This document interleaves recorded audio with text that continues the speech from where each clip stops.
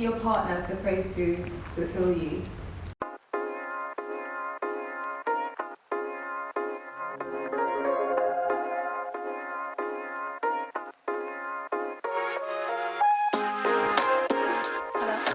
What do you love most about each other? I think it's like his heart. Like he's very like giving in the sense of like little things, like always making me tea, which is super important because I'm Irish, and always like bringing like little treats or little things for me. You know, I think it's just a general like heart for other people, as well as just looking after like myself and our housemates. Like, well, I mean, I say our housemates, we don't live together, but it's like I'm at her house half the time. So, and she's just always cooking for people, and like, yeah, best chef ever. Is your partner supposed to fulfill you? No. For me, it's like before I met Matt, like I was fulfilled already. Like God gave me my purpose, my calling, my everything. So like when Matt came along, like he was just adding to that. Like he's someone who like compliments me, like not me, he obviously compliments me as a person, but like as we walk this out together, he compliments me and encourages me, and it's just to, I think, to add to it. It's never to like fill me up because I'm already full with what God gave me. You've definitely got to be fulfilled with God before anything else, you know what I mean? Like we called to like search on God first and just go onto the Bible. One of the verses from Matthew where it's just like, but you're called to search for God, but you're called to like do God's calling first before anything else and let God fulfill us. I think if I was allowing Claire to fulfill me before that, I think she would find it very difficult to like keep up. I think it's just not healthy, and for sure. And that's definitely something that I think in our relationship we've done well. I know when we first started seeing each other, Claire was very much like, cool, I want to make sure that this is all God ordained, and like it's so important like putting God first, and like you can help complement each other, but make sure that it's God fulfilling us first, and rather than the other spouse or other things. Yeah, for sure. During a disagreement, how can you avoid attacking the person rather than the problem? Yeah, this is something that we definitely walked out really well together, and being quite intentional, because obviously like when you start out, like I suppose like little things come to annoy you, and you have to learn to like really love before anything else. So for us it's like we came up, well I think we've heard it maybe on a podcast, like Chelsea and Judah Smith, listen to a lot of their stuff, and they talk about like finding a solution. So like no matter how heated it gets or how over the top it might seem, it's like I want to find a solution in this because I want longevity and a future in this.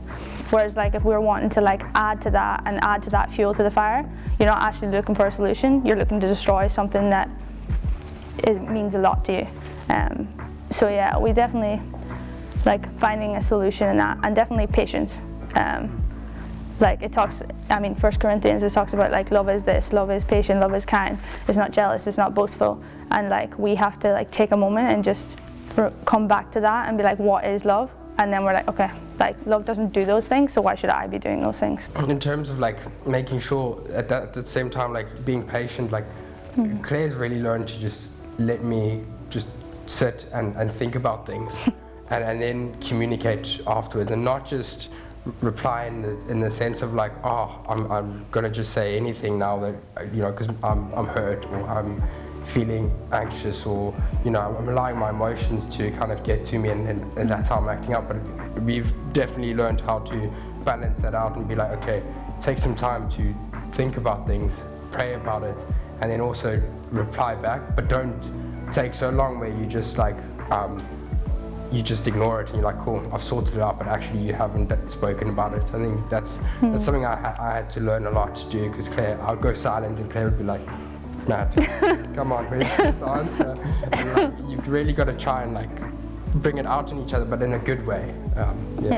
Can a relationship flourish if both parties are just as strong-willed? Yeah, for sure.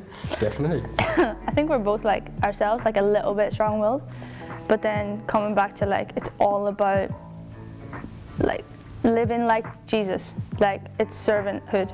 It's not like I love Jesus so I should want to serve Matt. Like love God, love his people. That's like our kind of rule. And if it's not doing that, then we're not failing, but like we can do better.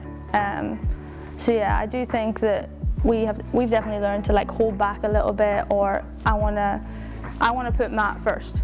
Be that little bit of like have that selflessness in you and learn to use it. Like if I decide to put him first today, like our day's gonna be way better than me being like, well, I'm gonna do what I wanna do because I want this and I want that. Whereas like if I'm actually putting him first and he's then generating the same kindness and respect and loyalty to me, then it's going to be the best thing ever. Like it's because it's like you said before, it's God ordained, it's God in it, because we've chosen to put my feelings aside and he's chosen to put his feelings aside and walk it out together. So yeah, I think it can work, but you have to like learn to give and take. Like a relationship isn't all about taking and it's not all about giving, because if you do that, like one side is just going to get super like tired and burnt out, and it's not healthy either. So yeah, it's definitely been about like give and take for us, and just learning that like I'm not always right or he's not always right, and you have to learn to let it go a little bit. Not be so proud and just be like, okay, he can do this for me. I don't need to. I'm like a massive control freak, so I like it. Like that's her thing. She's really strong-willed, and once she wants to do something, she'll do it, and she'll start a list and then get it all done at the same time, pretty much. And like I've just learned that like, yeah, let's do that, but then I've learned to do that myself. I'm just laid back, and maybe too laid back.